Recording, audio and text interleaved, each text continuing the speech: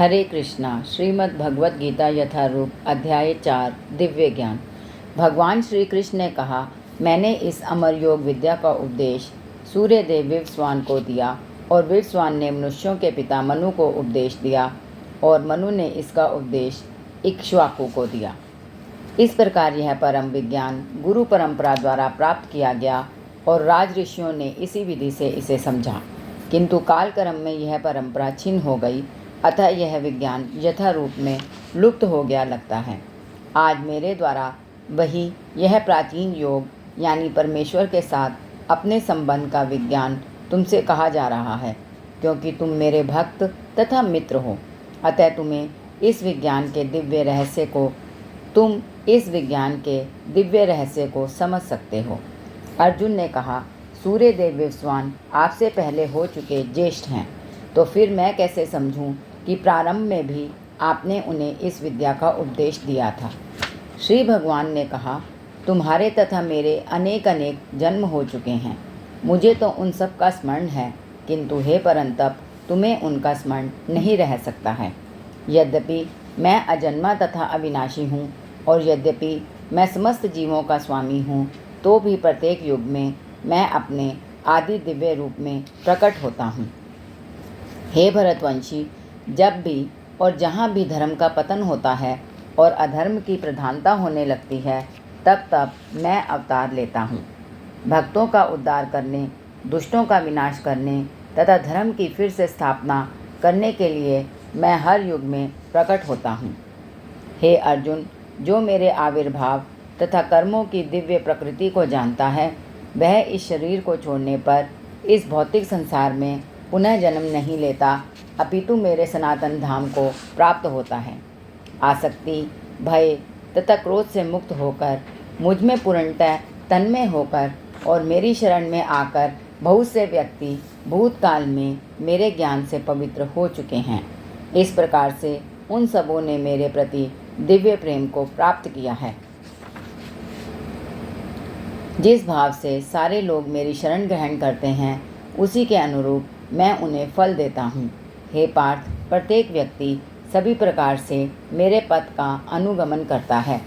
इस संसार में मनुष्य सकाम कर्मों में सिद्धि चाहते हैं, फलस्वरूप वे देवताओं की पूजा करते हैं। निसंदेह इस संसार में मनुष्यों को सकाम कर्म का फल शीघ्र प्राप्त होता है।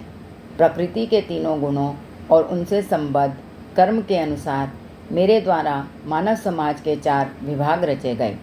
यद्यपि मैं इस व्यवस्था का सृष्टा हूँ, किंतु तुम यह जान लो कि मैं इतने पर भी अव्यय अकर्ता हूँ।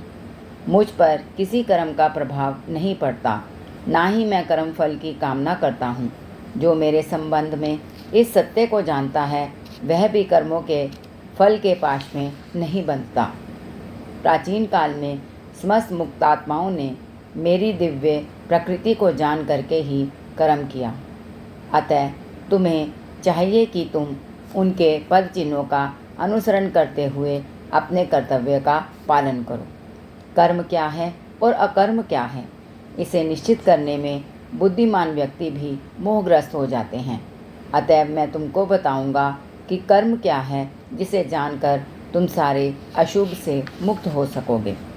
कर्म की बारीकियों को समझना अत्यंत कठिन है, अतः मनुष्य को चाहिए कि वह यह ठीक से जाने कि कर्म क्या है, विकर्म क्या है और अकर्म क्या है।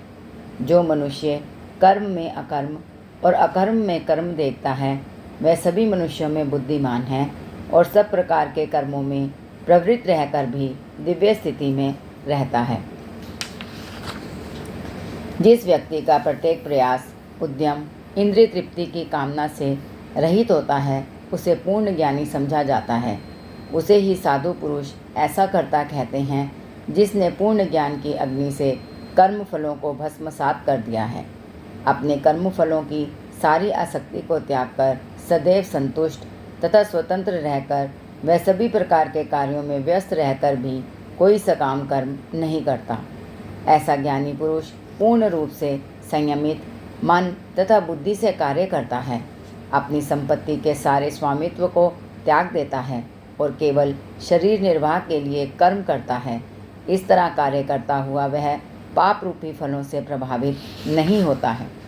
जो स्वतः होने वाले लाभ से संतुष्ट रहता है, जो द्वंद्व से मुक्त है और ईर्ष्या नहीं करता, जो सफलता तथा असफलता दोनों में स्थिर रहता है, वह कर्म करता हुआ भी कभी बंधता नहीं।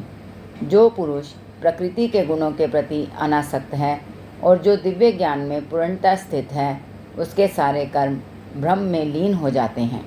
जो व्यक्ति कृष्ण भावना अमृत में पूर्णतः लीन रहता है, उसे अपने आध्यात्मिक कर्मों के योगदान के कारण अवश्य ही भगवत धाम की प्राप्ति होती है, क्योंकि उसमें हवन आध्यात्मिक होता है और हवि भी आध्यात्मिक होती है।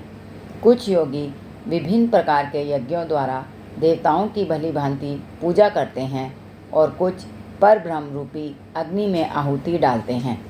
इनमें से कुछ विशुद्ध ब्रह्मचारी श्रवण आदि क्रियाओं तथा इंद्रियों को मन की नियंत्रण रूपी अग्नि में स्वाहा कर देते हैं, तो दूसरे लोग नियमित गृहस्थ इंद्र विषयों को इंद्रियों की अग्नि में स्वाहा कर देते हैं। दूसरे जो मन तथा इंद्रियों को वश में करके आत्म साक्षात्कार करना चाहते हैं, संपूर्ण इंद्रियों तथा प्राणवायु के कार्यों को संयमित मन रूपी अग्नि में आहुति कर देते हैं।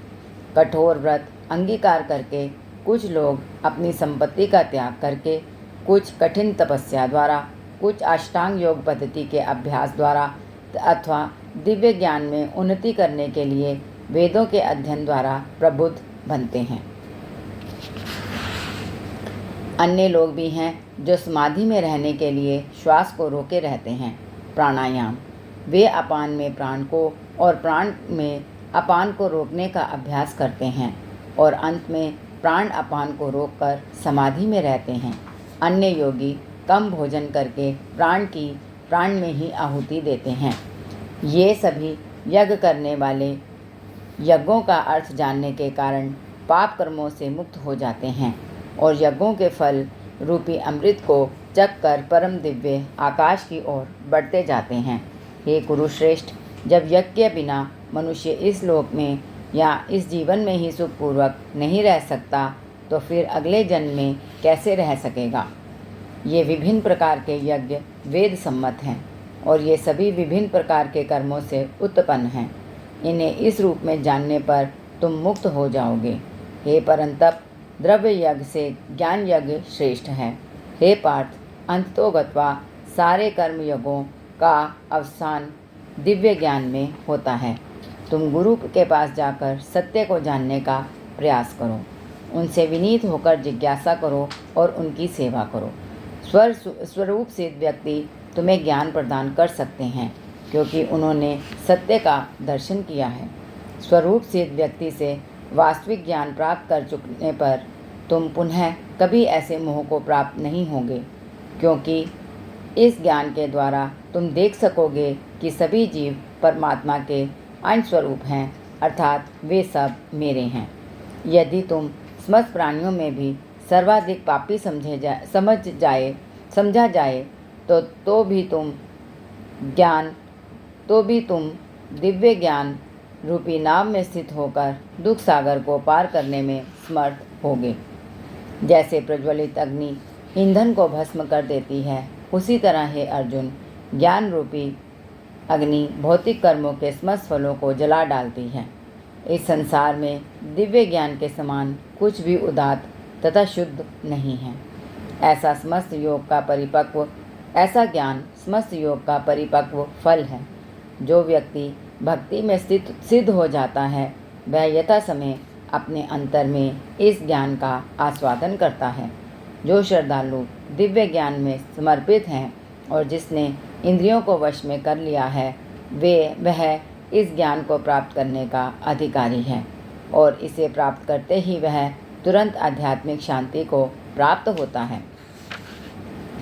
किंतु जो अज्ञानी तथा श्रद्धा विहीन व्यक्ति शास्त्रों में संदेह करते हैं, वे भगवत भावना अमृत नहीं प्राप्त करते, अपितु नीचे गिर जाते हैं। संशय आत्मा के लिए ना तो इस लोक में ना ही परलोक में कोई सुख है। जो व्यक्ति अपने कर्म फलों का परित्याग करते हुए भक्ति करता है और जिसके संशय दिव्य ज्ञान द्वारा विनष्ट हो चुके होते हैं, वही वास्तव में आत्मपरायण है। हे धनंजय, वह कर्मों के बंधन से नहीं बंधता। अतएव तुम्हारे हृदय में ज्ञान के कारण जो संशय उठे हैं उन्हें ज्ञान रूपी शस्त्र से काट डालो। हे भारत, तुम योग से समन्वित होकर खड़े हो और युद्ध करो। इस प्रकार श्रीमद् भगवद गीता के 4th अध्याय दिव्य ज्ञान का भक्ति वेदांत अर्थ पूर्ण हुआ। हरे कृष्णा।